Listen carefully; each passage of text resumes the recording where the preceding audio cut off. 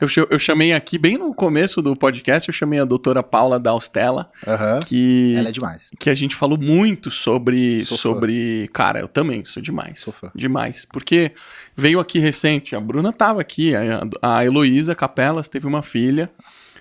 que desde o começo da vida dela, cara, tinha 18 convulsões por dia. Nossa. E aí, se tivesse conhecido uma doutora Paula, ela falou assim, ela me citou esse caso especificamente. Ela falou, Marcelo, conheci um pai de uma menininha, convulsionava mais de 20 vezes por dia, procuraram todos os tratamentos possíveis, começaram a fazer uso de CBD, se eu não me engano, de óleo e tal. E praticamente zerou, estabilizou, a pessoa começou a ter vida, porque você convulsionar uma vez a cada 1 hora, você não tem vida, né? Não, na verdade essa criança dificilmente teria uma evolução positiva, e o CBD é a medicação mais promissora para convulsão infantil, até onde eu sei, é a que teve uma melhor resposta. Muito impacto, Acredito eu lembro que eu vi há muito tempo atrás uma matéria, alguns anos atrás, uma matéria sobre um pesquisador do norte-americano, acredito que ele era do Colorado, que ele explicava como que ele manipulou a planta para ela produzir CBD, né, e não produzir THC, e conseguir... E isso foi muito antes das liberações. Esse cara já estava fazendo isso antes das liberações. Então, um dos motivos pelo qual a gente viu um grande avanço na flexibilização de como se interpreta a cannabis, né, é por conta desses resultados muito promissores. Cara, isso é um negócio que eu bato muito nessa tecla. Porque a gente precisa... Nós todos que estamos escutando e assistindo aqui, a gente precisa tomar muito cuidado com isso. Porque a gente vem com uma história de muito preconceito e falta de embasamento sobre algumas informações. A medicina, a nutrição é a maior prova disso. A gente pode pegar diversos alimentos aqui que já foram vilão e hoje não são mais. O ovo já foi vilão, não é mais. E as coisas mudam, né? E muitas pessoas compram essa briga e tornam isso uma verdade absoluta. Cannabis, por exemplo. A cannabis tem se mostrado, cara, um santo remédio para N aplicações e serve para tantas outras coisas benéficas, e a gente ainda vive numa sociedade que coloca 1.000.000 de barreiras para impedir que isso chegue nas pessoas, né? Qual a sua visão sobre isso, cara? Sobre a evolução da medicina em geral e essas premissas que estão sendo quebradas e modificadas? Eu acho fantástico, né? Eu acho que em relação a cannabis, não sei se é uma visão minha, mas eu achei que evoluiu muito rápido nos últimos 10, 15 anos, né? E do jeito que evoluiu, eu acho que é uma coisa irreversível, né? Então, assim, a gente tá num país ainda que existe uma parte aí que comanda, que tem uma cabeça nesse retrocesso de que, não pode, faz mal. E, cara, tudo que é substância, tudo que é droga veio dessa pesquisa das plantas, né? Então, nada caiu pronto do céu pra gente, olha, toma isso que vai te curar, vai fazer bem. Não, foi essa pesquisa das plantas. E a gente, em relação a cannabis, já tá muito claro que isso precisa ser mais bem trabalhado, bem discutido, bem estudado, porque faz diferença. Como é que tá o meio médico em relação a isso, na sua opinião? Eu também acho que no meio médico, pelo menos as pessoas, né, as áreas que eu tenho contato, eu vejo que também mudou muito a visão, né? Então, assim, eu quando estava na faculdade, cannabis medicinal era uma piada. Era uma piada? Era uma piada, era uma brincadeira, né? Entre os professores, entre os colegas? Exato, entre alguns médicos, entre o professor. E hoje em dia, não. Cara, cannabis medicina é muito sério. É muito sério porque tem aplicações. E eu vejo gente aplicando na dermatologia, por exemplo, com excelentes resultados em lesão de pele. Eu vejo que tem essas pesquisas relacionadas à parte psiquiátrica também. E uma outra coisa... Dor crônica é brutal também. Para dor crônica, né? E para neurologia, que nem a gente comentou agora, relacionada às convulsões. E tem uma outra tendência que eu acho muito legal, que é a dos psicodélicos. Verdade. Os psicodélicos também sempre foram... É super alta, né? Sempre foi uma coisa assim, bem marginalizada, bem tipo uma coisa de doidão. E, perceberam que uma dose de psicodélico faz o efeito de 30 dias de antidepressivo. É surreal. Então, assim, é muito importante, cara, que isso vá para uma pesquisa e seja realmente avaliada a efetividade e a efetividade e a segurança desse processo, desse medicamento. E o que eu tenho percebido é que, assim, a gente passou por um período que a medicina e a farmácia, né, a área farmacêutica, ela desenvolveu muito medicamento. A gente desenvolveu muito medicamento para muita coisa. E agora eu vejo um movimento muito positivo, ainda no seu início, mas muito positivo, do tipo, peraí, para que a gente está tomando tudo isso? Né? Porque será que esse é o caminho? É a gente inventar drogas e substâncias para todo mundo? E será que isso vai garantir uma longevidade? A gente sabe que não vai. Estamos aí com a prova clara de que não vai, porque a sociedade ocidental tem ali um tempo de limitação, né? As pessoas acabam hoje falecendo ou de doença cardíaca ou de câncer. Total. Por quê que a gente bateu nesse ponto? Porque a qualidade de vida das pessoas não está tão boa, né? Com tanto recurso que já se chegou. Então, agora, esse olhar para a parte primária, para a parte preventiva, para os cuidados do estilo de vida, da alimentação. A gente tem no Brasil o Colégio Brasileiro da Medicina do Estilo de Vida, e que é relacionado ao American College of Lifestyle Medicine, que são movimentos médicos para tratar o ser humano sem remédio. Né? Então, assim, zero medicamento. E até sem suplemento mesmo, né? É tipo, qual é a medicina, o que é o remédio só pelo hábito? Uhum.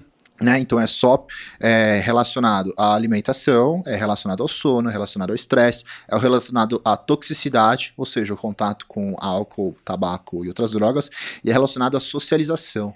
Né? Socialização. O relacionamento que você tem com outras pessoas. Eles avaliam muito também a questão da saúde, que eu achei muito interessante quando eu fiz o curso deles, da saúde do profissional de saúde. Então, assim, como que um médico vai cuidar de uma pessoa doente se o estilo de vida dele mata ele? Né? E é uma coisa que eu me perguntava desde a época de faculdade, assim, eu via médicos mais velhos e tal, e, sabe, e eu vi colegas, né, veteranos que engordaram muito, né, o cara, tipo, uma rotina estressantíssima, operava o dia inteiro, dormia mal, dava plantão, e quando tinha o break, ele ia comer pizza, hambúrguer, não tava nem aí. Isso eu acho, assim, eu acho que a classe médica tem um pouco de culpa nisso. Porque, cara, vocês saem da faculdade dando plantão de, 12 horas, 24 horas, 36 horas. Cara, isso é um absurdo, pra falar a verdade, assim, sabe? Eu entendo que entendo o mundo capitalismo, mas eu vejo que essas pessoas fazem isso porque, cara, elas não dormem direito, elas não conseguem ter o ciclo circadiano decentemente. E eu acho que isso tem uma relação também muito grande com o próprio paciente. Porque eu concordo absolutamente com você, cara, que a gente tem todas as ferramentas que a gente precisa para se tornar saudável e não precisaria tomar tanto medicamento como a gente toma. Mas as pessoas são preguiçosas. Esse que é o grande problema. Porque, cara, sendo bem realista, se a gente pegasse um paciente agora obeso, com diabetes, hipertensão, colesterol alto, obesidade grau 3, e a gente colocasse essa pessoa num ambiente controlado, com refeições programadas, prática de exercício físico, trabalho mental, cara, a gente não precisava colocar nenhum remédio nessa pessoa, que esse cara ia zerar todas as doenças crônicas. Cara, tem um documentário chamado Forks Over Knives, já ouviu falar? Não. Forks Over Knives. O Forks Over Knives é exatamente sobre isso. É isso? Eles pegam alguns pacientes que tomam vários medicamentos, são obesos, doentes crônicos, então envolve remédio para colesterol, envolve remédio para diabetes, envolve remédio para depressão. Eles pegam esses pacientes e fazem um programa com esses pacientes. Eles colocam eles numa dieta total plant-based, Ó. Total plant-based e de preferência o mais crua possível, né? Aham. E mudam o estilo de vida das pessoas e acompanham. São médicos, né, clínicos, médicos da família e tal, que fazem. Então eles fazem um monitoramento de pressão arterial. Então esses doentes muitas vezes tomavam antihipertensivo também.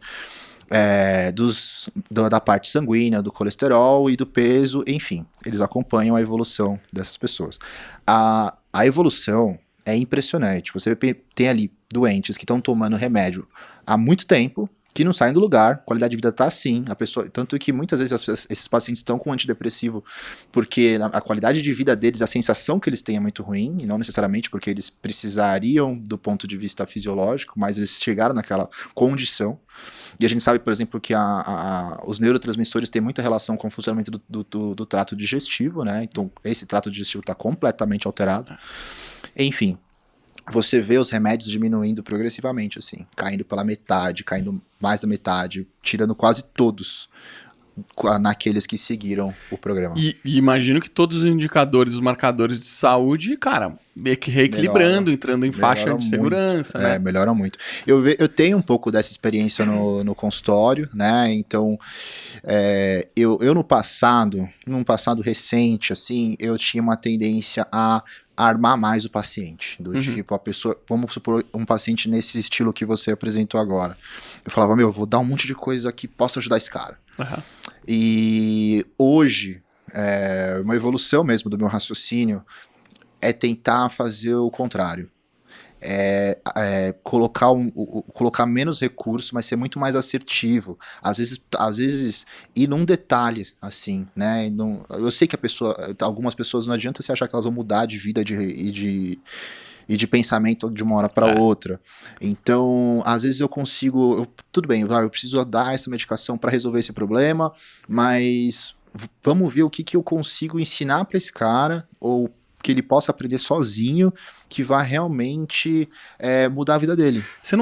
O que você está querendo dizer é, você não vai deixar o paciente correr risco, né? Então, se o paciente tiver com uma insulina alta, você vai dar um remédio para regular. Se ele tiver com um problema hepático, você vai tratar. Exatamente. Mas o que você está falando você vai priorizar o estilo, porque eu acho que o que a gente está falando aqui as pessoas precisam entender que a perda de peso não é o fim.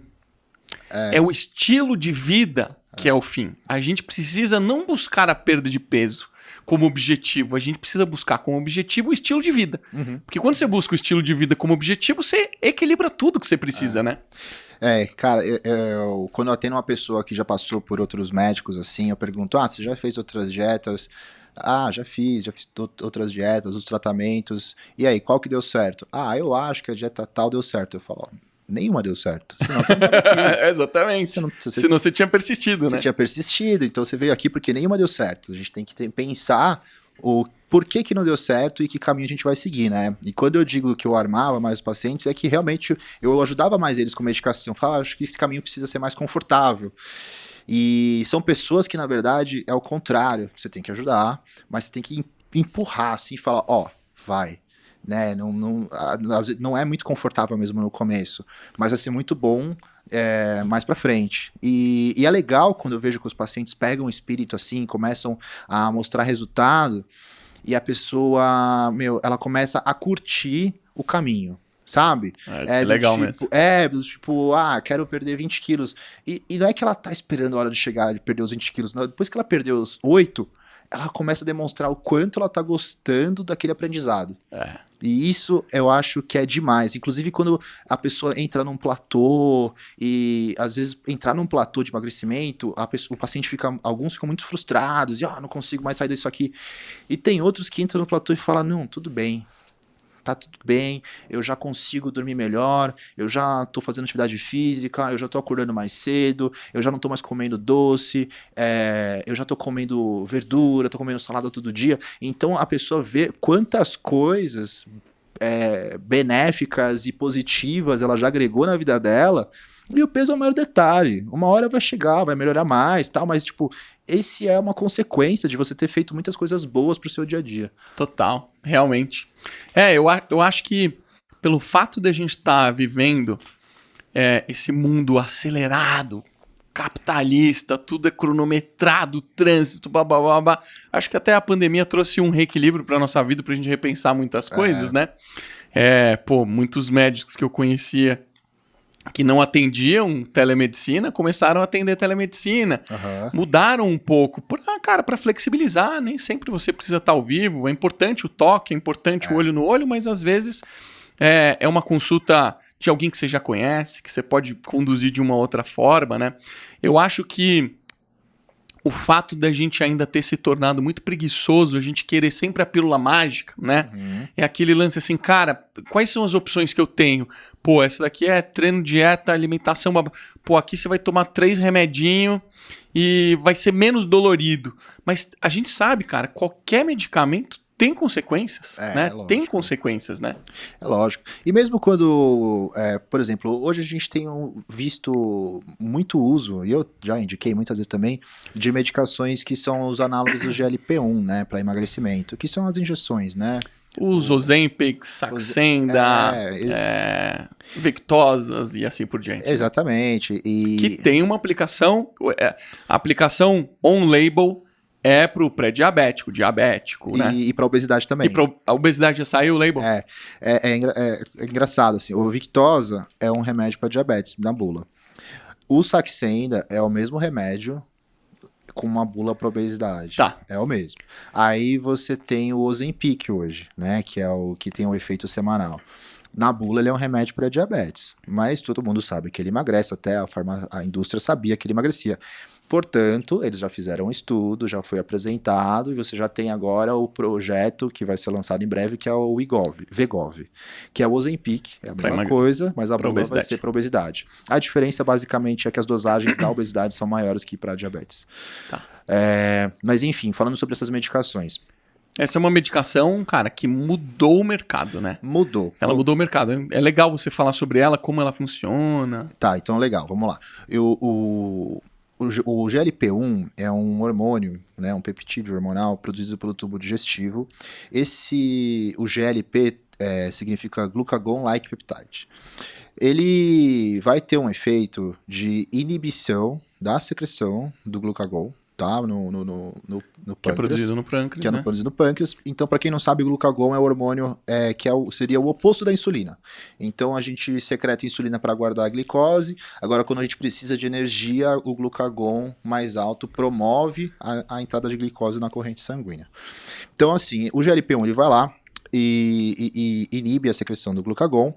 Isso permite que, no caso do diabético, a insulina tenha mais tempo para guardar aquela glicose e não vai ter uma produção endógena que vai jogar glicose na corrente sanguínea e atrapalhar esse processo. Ou seja, eu não sobrecarrego o pâncreas e normalmente pessoas que têm resistência insulínica... Exato, tem resistência insulínica, vai ter uma chance da insulina trabalhar melhor. Só que ele não tem só esse efeito, ele tem efeito em outras áreas. Então, no sistema nervoso central, existe um efeito de saciedade. A gente produz essa substância, esse hormônio, pós-refeição. Então, esse efeito de saciedade é o intestino falando, ó, tem comida, você não precisa comer mais. E aí ele também fala com o estômago. O estômago tá lá fazendo contração, peristaltismo pro duodeno. E ele fala pro estômago, desacelera, que eu já tô cheio. O estômago vai desacelerar. Então, a sensação de quem usa uma medicação dessa é muito semelhante à sensação de uma pessoa que comeu bem, sabe? Tá. É aquela sensação de que a comida tá aqui, tá meio parada, tem um efeito... E está mesmo? De uma certa maneira, sim. Tá. Tem um efeito de saciedade mesmo, de que tá cheio. E demora mais para sentir apetite de novo. Então, por que ele acaba tendo um efeito de emagrecimento? Então, não só por melhorar a resistência insulínica, mas porque tem esses outros efeitos no organismo. Por que, cara, ele mudou o mercado? Bom, primeiro porque a gente já não tinha mais boas opções para ajudar a pessoa que queria emagrecer em termos farmacológicos, quando surgiu, né? Segundo, porque realmente é muito efetivo. Né? Funciona mesmo. Cara, meu pai é obeso, pré-diabético. A vida dele mudou. Né? Mudou. Meu pai, cara, tem tudo que você puder imaginar na vida, inclusive fez bariátrica. E nem com bariátrica ele conseguiu se disciplinar. Ele só conseguiu aprender a se alimentar depois que ele começou a tomar o Ozempic. E ele teve uma perda de peso muito expressiva, mas o estilo de vida dele mudou. Eu entendo que é forçado. Mas para a situação que ele estava, para os marcadores que ele tinha, o fim de vida dele... O fim de vida é horrível falar, mas a vida adulta mais velha dele não seria tão positiva. Ele já estava começando a ter problema no tornozelo, problema no joelho. Então, é nesse momento que eu, leigo, faço essa balança. Puta, cara, eu prefiro meu pai no medicamento zerando do que tendo as consequências que ele estava tendo, sabe? E a tecnologia dessa medicação ela é muito interessante, né? Que eles identificaram uma via natural do organismo que parecia ser benéfica, né? Ou seja, faz a pessoa comer menos, faz os hormônios trabalharem melhor, e eles potencializaram essa via. Então, assim, se você parar pra pensar, é uma maneira muito mais fisiológica de você tratar uma pessoa do que o remédio para inibição de apetite, como era classicamente usado. É verdade. Né? Era muito, né? As bolas, né? Que o pessoal falava. Exato, as bolinhas. Que são os adrenérgicos, né? Os adrenérgicos, eles têm um efeito de liberar adrenalina no sistema nervoso central e corta o apetite. Aí a gente tinha vários problemas associados, a gente tem, né, vários problemas associados com isso, que é a mudança de humor, a insônia, a alteração de sudorese, né, transpiração, e um dos efeitos, um dos problemas principais que a pessoa que usava essa medicação era um paciente crônico mesmo, né, difícil, um moderador de apetite, é muito difícil você desmamar um moderador de apetite, é um trabalho muito cuidadoso, a gente via que você percebe que são medicamentos que têm muita relação com efeito rebote, sanfona, e aí depois que eles saíram de campo e veio o GLP-1, você começa a ter ali efeitos colaterais muito mais fáceis de lidar, que é a náusea, né? O GLP-1, o problema principal ali, o mais incômodo é a náusea. E só no comecinho, depois estabiliza, né? Estabiliza. Normalmente, a pessoa que realmente precisa da medicação para o obeso diabético, você percebe que elas têm uma boa tolerância, né, do medicamento. Eu vejo que pessoas que às vezes não estão Tem a ver com a situação delas? Essa tolerância? Eu acredito que sim. Tem a ver com o cenário metabólico que faz que elas sejam mais tolerantes. Eu vejo que tem algumas exceções, mas normalmente os pacientes que não necessariamente precisariam estar usando uma medicação dessa são os que têm mais desconforto na hora que tenta usar mesmo, que são pessoas mais magras e não diabéticas. Eu lembro que também a gente usou e às vezes até usa ainda aquele medicamento que tira a gordura, né? O Xenical? O Xenical, né? Xenical, isso foi muito usado também, né? O Xenical, né, que é o Orlistat, é um inibidor de lipase. Então a lipase é uma enzima digestiva que vai fazer a quebra da gordura para ser absorvida pelo nosso tubo digestivo. A partir do momento que você inibe a lipase, a gordura não é quebrada, ela não é absorvida, então ela é excretada. Então todo mundo que já tomou um Orlistat na vida, né, ou Xenical, sabe que o que acontece quando come gordura? Ela passa reto. Passa reto, né? Ela passa reto. E assim... Tem que usar uma fraldinha ali. Mas ainda é uma medicação considerada protocolo, assim, para emagrecimento. Para emagrecimento, né? Ele tem efetividade, isso é fato. Você tem aí números, né, ensaios clínicos que comprovam a efetividade dele, mas é muito desconfortável, né?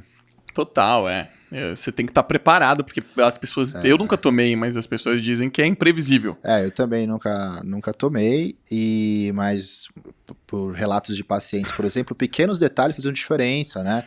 E às vezes até a gente conversava, a pessoa falava, essa medicação eu tô usando, mas soltou meu intestino, eu tô comendo tão bem, me fala como é que é o seu almoço. É uma salada... Mas que molho você usa? Aí você vai ver a pessoa usa um molho super gorduroso, né? E aí eu falei, bom, e se você diminuísse esse molho aí da salada? A salada realmente não vai ter problema, mas o molho é muito gorduroso. Ou então a pessoa falava, não mudei nada na minha alimentação. E meu intestino começou a soltar e eu acho que o remédio tá influenciando, mudou a dose, não sei. Eu falei, não, pera lá, vamos ver. Aí a pessoa trocou um queijo branco por um queijo amarelo. Gordura pura. E aí começou a dar efeito colateral. Azeite também deve pesar bem, né? Qualquer gordura. Qualquer tipo de gordura, né?